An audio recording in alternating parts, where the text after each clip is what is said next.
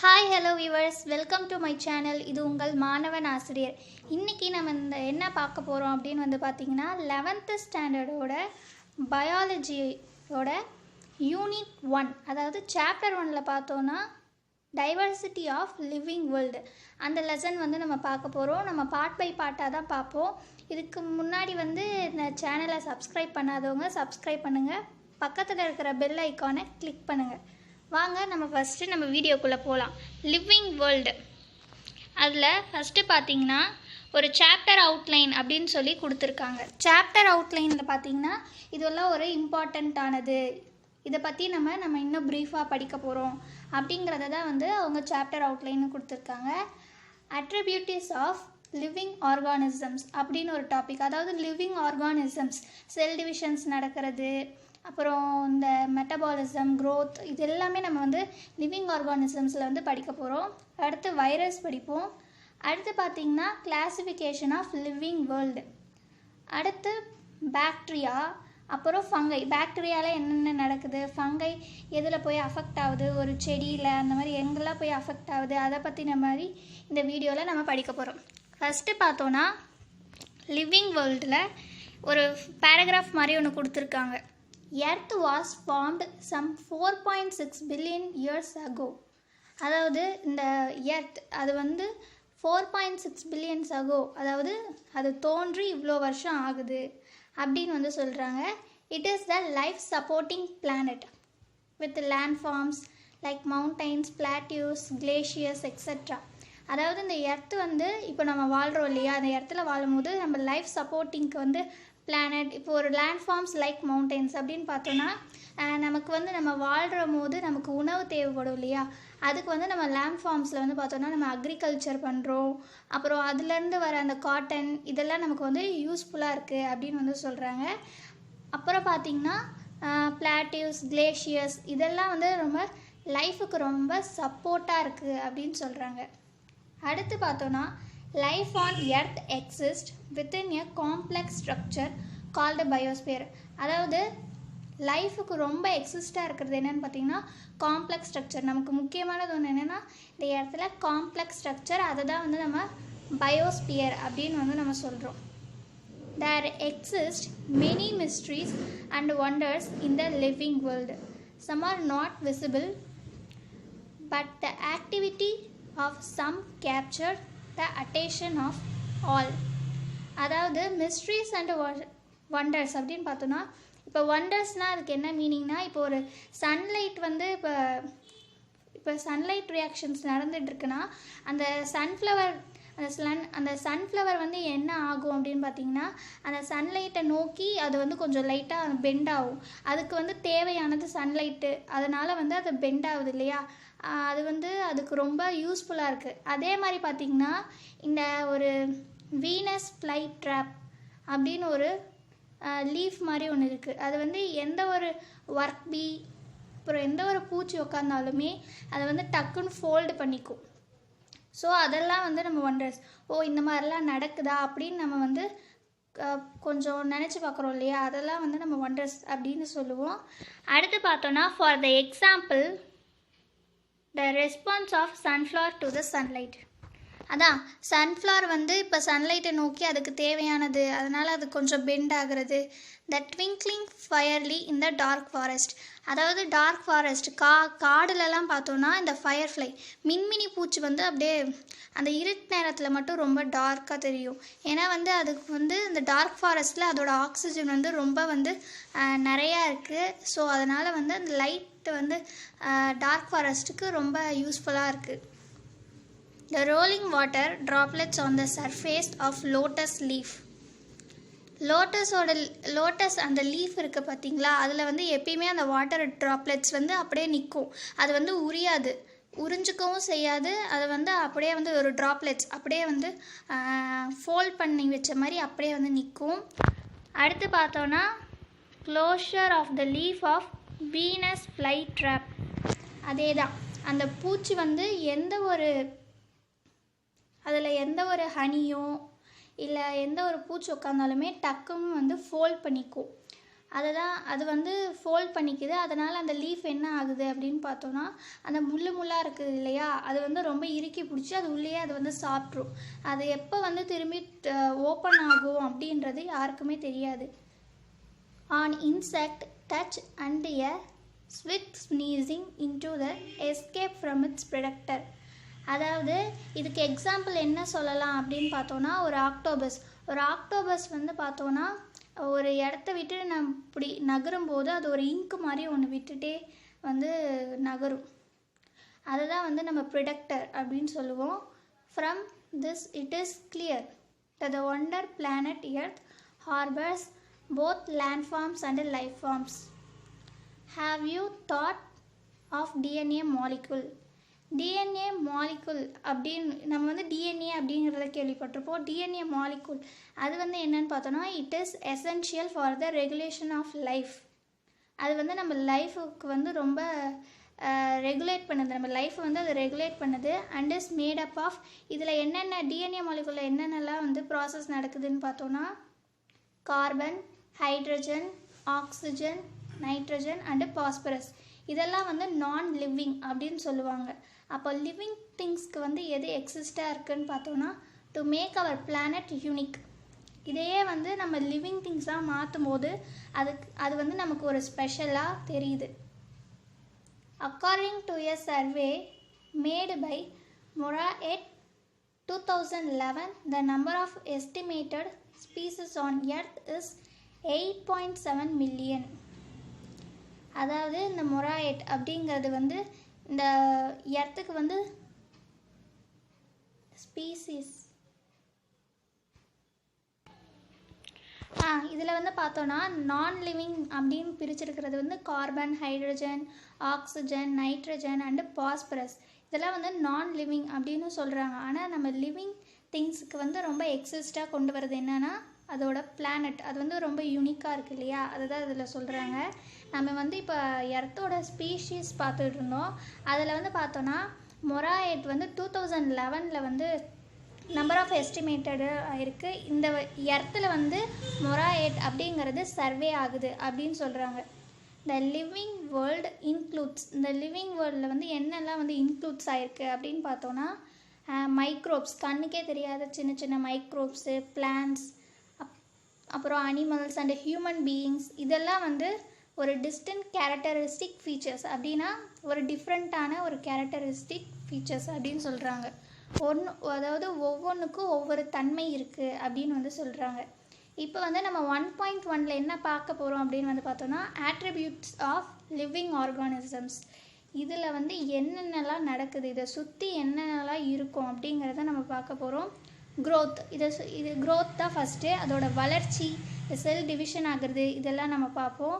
Nutritions, ரொம்ப இப்போ வந்து ஒரு ஆக்டிவாக இருக்கிறது, நம்ம சோர்வாக இருக்கும் போது என்ன நடக்கும் நம்ம பாடி கண்டிஷன்ஸில் அப்படின்னு சொல்கிறதுக்கும் நியூட்ரிஷன்ஸ் அந்த டாப்பிக்கில் வரும். மூமெண்ட், ரீப்ரொடக்ஷன், அப்புறம் எக்ஸ்க்ரிஷன்னா தேவையில்லாத பொருளை வந்து வெளியேற்றுறது தான் வந்து நம்ம எக்ஸ்க்ரிஷன் அப்படின்னு சொல்லுவோம். இரிட்டபிலிட்டினா இப்போது வந்து ஒரு வைரஸோ இல்லை ஏதோ ஒரு டிசீஸோ நம்மளை வந்து அட்டாக் பண்ணும்போது நம்ம நார்மலாக இருக்க மாட்டோம். அதாவது தலைவலிக்கும், அது வந்து நம்ம கொஞ்சம் இரிட்டேட்டிங்காக இருக்கும்ல, அதை தான் வந்து நம்ம இரிட்டபிலிட்டி அப்படின்னு வந்து சொல்கிறோம். அப்புறம் ரெஸ்பிரேஷன், அதில் வந்து ரெஸ்பிரேஷனில் பார்த்தோன்னா அதில் சம் டிசீஸ், ரெஸ்பிரேட்டரி டிசீஸ் இந்த மாதிரிலாம் வந்து நடக்கும். மெட்டபாலிசம் அப்படின்னா செல் க்ரோத், வளர்சிதை மாற்றம் அப்படின்னு அதுவும் நம்ம பார்ப்போம்.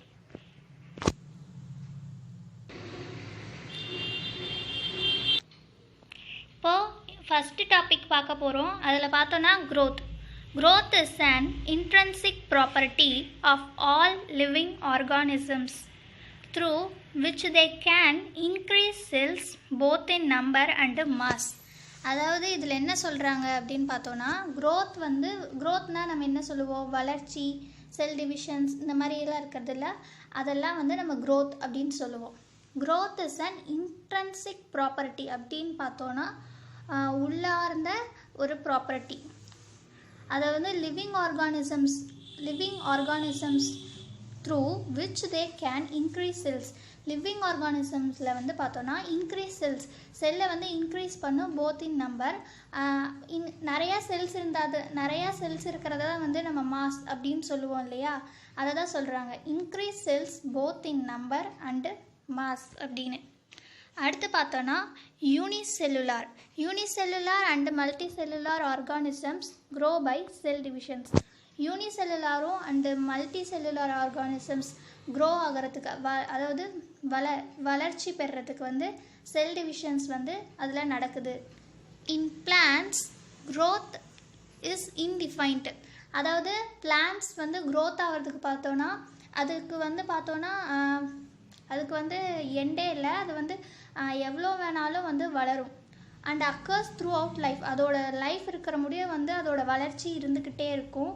ஆனால் நம்ம அனிமல்ஸ் அப்படின்னு பார்த்தோன்னா growth is defined and occurs for some period. அதோட பீரியட் முடியும்னா அதோட growth அப்படிங்கிறது வந்து அனிமல்ஸ்க்கு நடக்கும் அப்படின்னு சொல்கிறாங்க.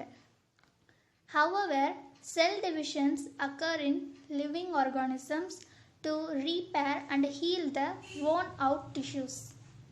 worn out tissues அப்படின்னு பார்த்தோன்னா தேய்ந்து போன அப்படின்னு சொல்லுவாங்க. அதாவது லிவிங் ஆர்கானிசம்ஸில் பார்த்தோன்னா செல் டிவிஷன்ஸ் நடக்கும் இல்லையா, அதில் வந்து இப்போது ஏதாவது ஒரு டேமேஜ் ஏதாவது அடிபட்டாலோ அதை வந்து நம்ம ரிப்பேர் பண்ணுறதுக்கு வந்து ஹீல் அப்படிங்கிறது ஒன்று நம்ம யூஸ் பண்ணுறோம்.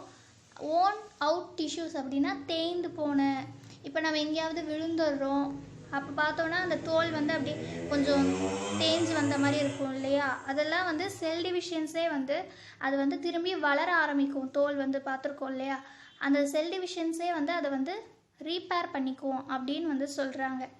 growth in non-living object is intrinsic. growth வந்து non-living objectனு சொல்கிறாங்க. எக்ஸ்ட்ரன்சிக் அப்படின்னா என்னன்னு பார்த்தோன்னா இப்போ வந்து நான்-லிவிங் ஆப்ஜெக்ட்னா என்ன, இப்போ வந்து mountains, boulders and sand mount பார்த்தோன்னா மணல் மேடு. non-living object is extrinsic. Mountains அதுக்கு எக்ஸாம்பிளாக என்னென்ன சொல்கிறாங்கன்னா mountains, boulders and sand mounts grow by simple accretion, அதாவது ஒருங்கிணைப்பு. இப்போ வந்து நான்-லிவிங் ஆப்ஜெக்டில் பார்த்தோன்னா மவுண்டைன்றது நாமளே வந்து அது வந்து உருவாகிக்குது இல்லையா, அதுவாகவே வந்து உருவாகிக்குது. போல்டர்ஸ் பார்த்தோன்னா கொஞ்சம் கொஞ்சமாக மணல்லாம் சேர்த்தி பாறை இதெல்லாம் சேர்த்துறோம் இல்லையா, அதுவே வந்து உருவாக்கிக்கிறது தான் வந்து போல்டர்ஸ். சாண்ட் மவுண்ட்ஸ்னால் மணல் மேடுகள். அப்புறம் இதெல்லாம் வந்து அதுவாகவே ஒருங்கிணைப்பு, அக்ரிஷன்ஸ்னால் ஒருங்கிணைப்பு, அதுவாகவே வந்து தோன்றிக்குது அந்த சர்ஃபேஸில். அதை தான் வந்து நான்-லிவிங் ஆப்ஜெக்ட் இஸ் எக்ஸ்ட்ரன்சிக் அப்படின்னு சொல்கிறாங்க. Living cells grow by the addition of new protoplasm. Living cells வந்து வளர்கிறதுக்கு, க்ரோ ஆகிறதுக்கு நியூ புரோட்டோபிளாசம் அப்படிங்கிற ஒரு ப்ராசஸ் வந்து நடக்குது வித்தின் த செல்ஸில் நடக்குது. therefore growth in living thing is intrinsic அப்படின்னு நான் சொல்லியிருக்கேன், உள்ளார்ந்த. growth அப்படிங்கிறது வந்து லிவிங் திங்ஸ் இன் இன்ட்ரன்சிக் அப்படின்னு சொல்கிறாங்க. In unicellular organisms like bacteria and amoeba growth. யூனிசெல்லுலார் ஆர்கானிசம்ஸில் பார்த்தோன்னா பாக்டீரியாவும் அண்ட் அமீபாவும் growth ஆகிறது செல் டிவிஷன் மூலியமாக தான். and such cell division also leads to the growth of their population. அது வந்து அதுக்கு தனக்குத்தானே ஒரு இனத்தை வந்து பெருக்கிக்குது. யூனிசெல்லுலார் ஆர்கானிசம்ஸ்னால் பாக்டீரியா அண்ட் அமீபாவும் வந்து இருக்குது. அது வந்து செல் டிவிஷன்ஸ் மூலியமாக வந்து growth ஆகுது. அண்ட் சச் செல் டிவிஷன்ஸ் அது தனக்குத்தானேவே வந்து ஒரு growth, ஒரு இனத்தை வந்து உருவாக்கிக்குது அப்படின்னு சொல்கிறாங்க. Hence growth and reproduction are mutually inclusive event. growthும் ரீப்ரொடக்ஷனும் மியூச்சுவலி இன்க்ளூசிவ் ஈவெண்ட்னா என்னென்னா ஒரே மாதிரியான அப்படின்னு சொல்ல வராங்க. ஏன்னா growthன்னு பார்த்தோன்னா அது வந்து செல்ஸ்லாம் வந்து growth ஆகிறது, இந்த செல் மூலியமாக தானே வந்து அது வளர்ச்சி பெறுது. அதே தான் ரீப்ரொடக்ஷனும்.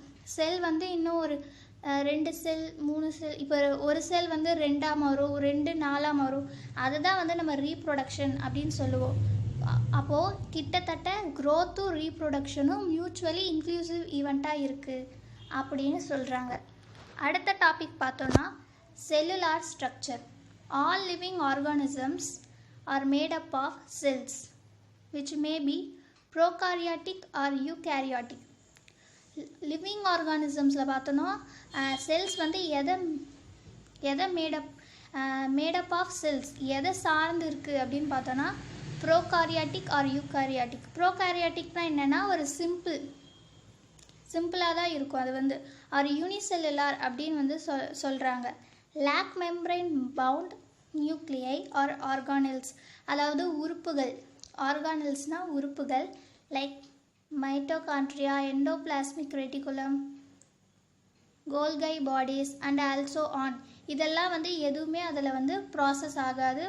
எதுவுமே எந்த ஒரு மைட்டோகாண்ட்ரியா, எண்டோபிளாஸ்மிக் ரெட்டிகுலம் எதுவுமே வந்து அதில் வந்து தோன்றாது, ப்ரெசன்ட் ஆகாது அப்படின்னு சொல்கிறாங்க. அது வந்து சிம்பிள். லிவிங் ஆர்கானிசம்ஸ்க்கு என்ன வந்து தேவையோ அதை மட்டும் வந்து அது கொடுக்கும். அதுக்கு எக்ஸாம்பிள் கொடுத்துருக்காங்க. Bacteria and blue green algae இதெல்லாம் எதுவுமே வந்து ப்ரோகாரியோட்டிக்கில் இருக்காது, நடக்கவும் செய்யாது. In eukaryotic definite nucleus and membrane bound ஆர்கானில்ஸ்.